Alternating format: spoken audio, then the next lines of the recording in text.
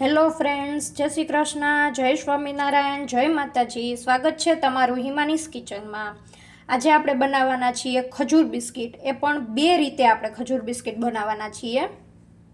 Friends, તો ખજૂર biscuit માટે મેં આ ખૂબ જ સરસ પોચો છે એવો ખજૂર લીધો છે, જે સાવ સોફ્ટ છે, અને એમાંથીને મેં ઠળિયા પણ કાઢી લીધા છે. ફ્રેન્ડ્સ, તો હવે આપણે ખજૂર બિસ્કિટ બનાવવા માટે આપણે ગેસને ચાલુ કરી દીધો છે. તેની અંદર આપણે ઘી નાખીશું.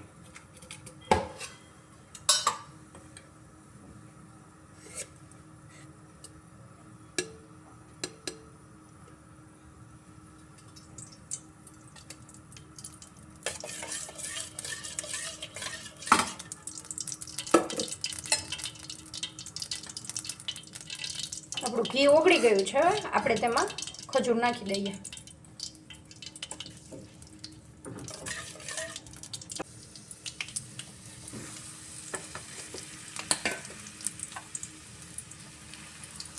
ફ્રેન્ડ્સ, આપણે ખૂબ જ સરસ પોચો ખજૂર લીધો છે, અને તમારે પણ પોચો જ ખજૂર લેવાનો છે. એટલે આપણો ખજૂર પાક અથવા તો ખજૂર બિસ્કિટ તમે કોઈ પણ વસ્તુ બનાવો ને તો એ બહુ જ સરસ બનશે, સોફ્ટ બનશે, અને ખાવાની તમને મજા આવશે. અને જો તમારા ઘરમાં ખજૂર પોચો ન હોય અને કઠણ ખજૂર હોય તો તમે તેને મિક્સચરમાં તમે ક્રશ પણ કરી શકો છો, અને પછી તેનો યુઝ કરજો ખજૂર પાક બનાવવા કે ખજૂર બિસ્કિટ બનાવવા માટે. આપણે તેને હવે ઘીમાં ખજૂરને શેકી લેશું અને આવી રીતે ફેરવતા જશું.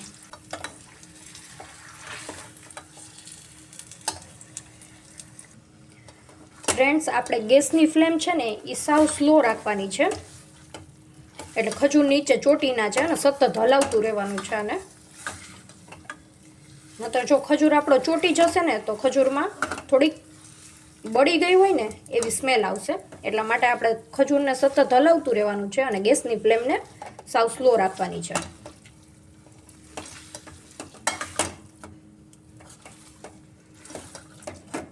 તમે જોઈ શકો છો ફ્રેન્ડ્સ કે હવે આપણો ખજૂર છે એ થોડોક ભેગો થવા માંડ્યો છે.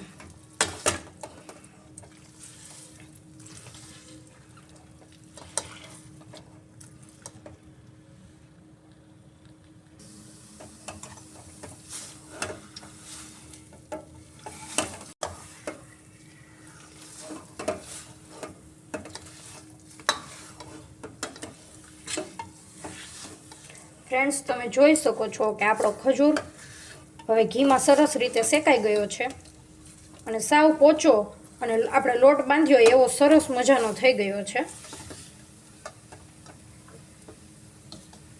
મેં એક નાનો વાટકા જેટલું મેં ટોપરું લીધું છે, છીણેલું ટોપરું. એ આપણે એમાં અંદર નાખી દઈશું અને મિક્સ કરી લઈએ.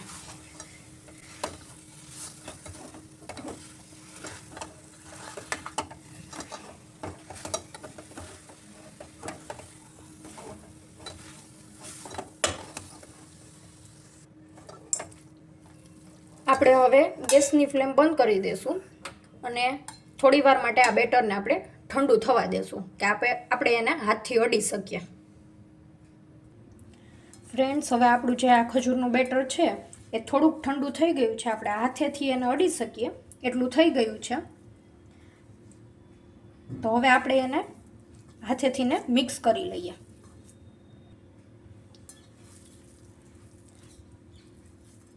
આપણો ખજૂર મિક્સ થઈ ગયો છે, અને આપણે ખજૂર બિસ્કિટ માટે મેં મેરીગોલ્ડ બિસ્કિટ લીધા છે. આજે ઘઉંના બિસ્કિટ આવે છે, મેરીગોલ્ડ બિસ્કિટ, એ લીધા છે. તમે કોઈ પણ બ્રાન્ડના બિસ્કિટ લઈ શકો છો.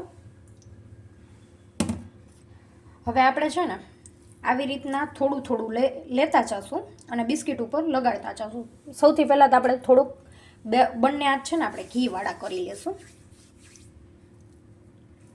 આવી રીતના આમ કરીને આપણે આ રીતના એક એક બિસ્કિટ મૂકતા જશું.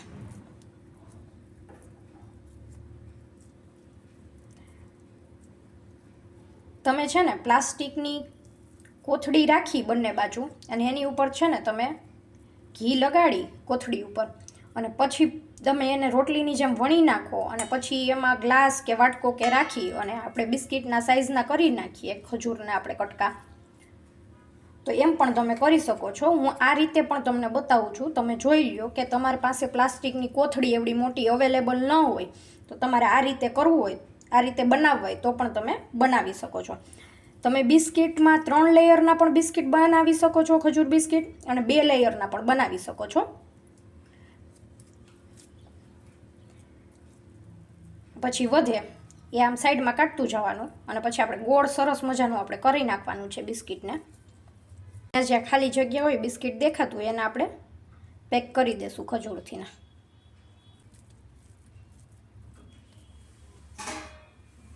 આપણે થાળીમાં ઘી લગાડી લઈએ અને મૂકતા જઈએ એટલે ચોટે નહીં. થોડું કમતું જ ઘી લગાડવાનું છે, બહુ નથી લગાડવાનું.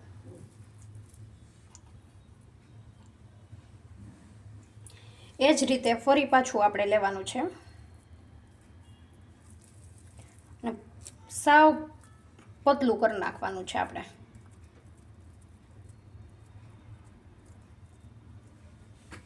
આની ઉપર આપણે બિસ્કિટ મૂકશું. આપણે આ જે છે આપણે 2 બિસ્કિટની લેયર મૂકીને કર્યું છે. હવે આપણે 3 બિસ્કિટ મૂકીએ.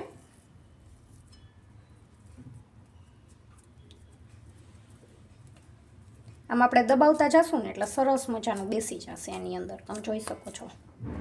હવે આપણે બીજું મૂકી દઈએ. બહુ વજન પણ નથી દેવાનું કે એટલું બધું આપણે વજન દઈ દઈએ કે આપણું બિસ્કિટ અંદરથી તૂટી જાય, એ રીતના વજન પણ નથી દેવાનો.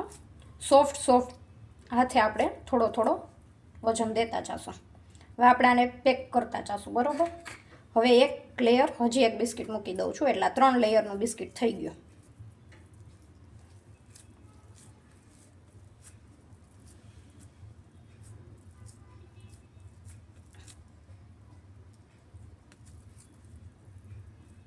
હવે આપણે બિસ્કિટને પેક કરી દઈશું સાઈડમાંથી ના.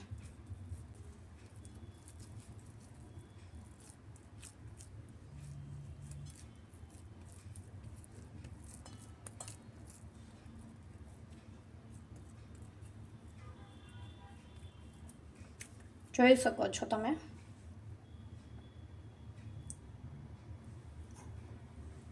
આ રીતે આપણે બધા ખજૂર બિસ્કિટ આમ કરી લઈએ. ફ્રેન્ડ્સ, તો આપણે આટલો ખજૂરને બચાવ્યો છે. આપણે આ ખજૂર બિસ્કિટ બનાવ્યા છે. હજી આપણે એમાં ઉપર ટોપરું લગાડી અને એના પીસ કરી નાખશું. એ પહેલાં છે ને આપણે આટલો જે ખજૂર બચાવ્યો છે ને એમાં હું તમને બીજી રીતે કઈ રીતે ખજૂર બિસ્કિટ બનાવવાને એ હું તમને શીખવાડવા જઈ રહી છું. તો કાં તો પાટલો અથવા તો થાળી હોય ને એ થાળીને લઈ લેવી, એને આમ ઊંધી રાખી અને એની ઉપર ઘી લગાડી દેવું એટલે ખજૂર એની ઉપર ચોટે નહીં.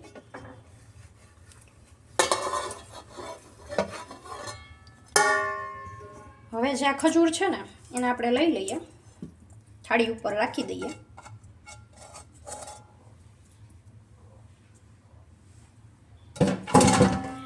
એને છે ને આવી રીતના પાથરી દેવાનો છે આ ખજૂરને.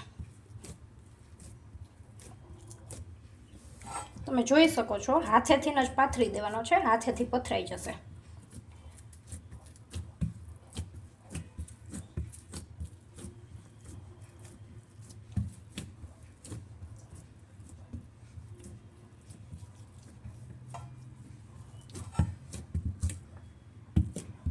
આ રીતે પાથરી અને એની ઉપર છે ને આપણે બિસ્કિટ હોય ને એના આપણે કટકા કરી નાખશું.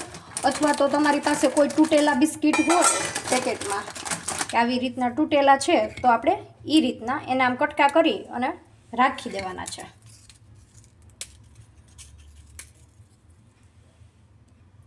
આપણે બિસ્કિટના કટકા કરી અને બિસ્કિટના કટકા આપણે પાથરી દીધા છે ખજૂર ઉપર. આ ખજૂર બિસ્કિટ છે ને એવી રેસીપી છે કે તમારી પાસે ટાઈમ ન હોય અને ઉતાવળ હોય તો તમે આ જલ્દીથી બનાવી શકો છો. અને પછી છે ને આપણે આને રોલ વાળતા જઈશું.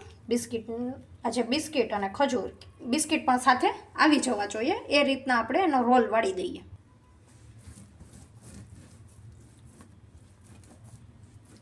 ફ્રેન્ડ્સ, તમે જોઈ શકો છો કે આપણો રોલ છે ને તૈયાર છે. એને છે ને આવી રીતના આમ કરી લેવાનો છે કે સરસ મજાનો આમ ગોળ થઈ જવો જોઈએ.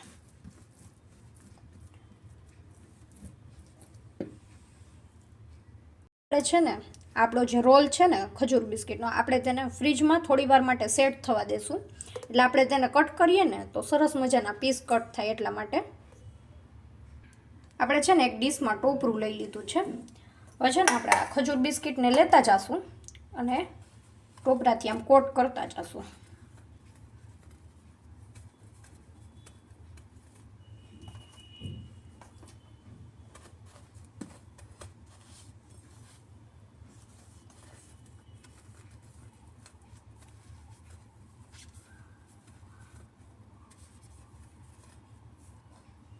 તમે જોઈ શકો છો આ રીતના આપણે બધા ખજૂર બિસ્કિટને કોટ કરી લેવાના છે.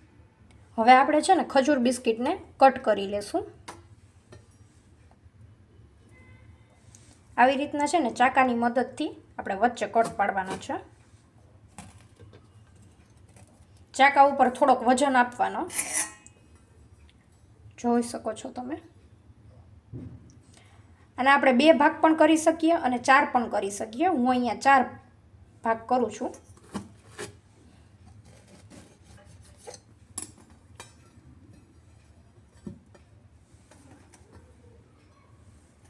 આવી રીતના આપણે કરી લેશું બધા બિસ્કિટને કટ.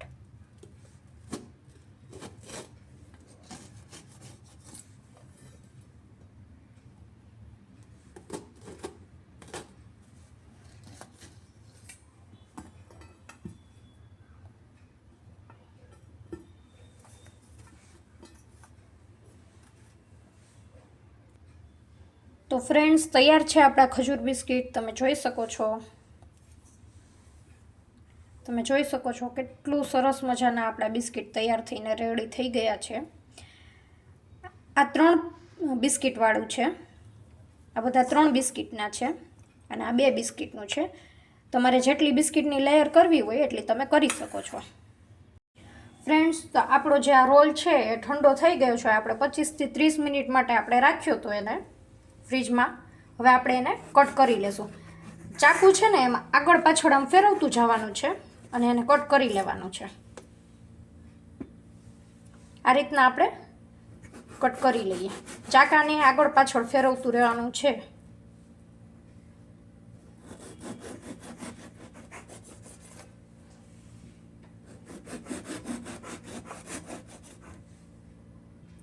ફ્રેન્ડ્સ, તો આપણે રોલના કટકા કરી લીધા છે. હવે આપણે એક વચ્ચેથી પીસ ઉપાડીને જોઈએ. તમે જોઈ શકો છો કેટલી સરસ મજાની આ પેટર્ન બનીને તૈયાર થઈ ગઈ છે.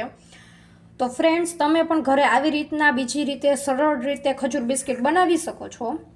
અને તમે આવી રીતના ખજૂર બિસ્કિટ બનાવો છો કે નહીં એ મને જરૂરથી કોમેન્ટ કરજો. અને તમને મારો આ વિડીયો કેવો લાગ્યો એ પણ મને જરૂરથી કોમેન્ટ કરજો. અને અમારા વિડીયોને લાઇક, શેર અને સબસ્ક્રાઈબ જરૂરથી કરજો. હવે મળીએ આપણે એક નવી રેસીપી સાથે.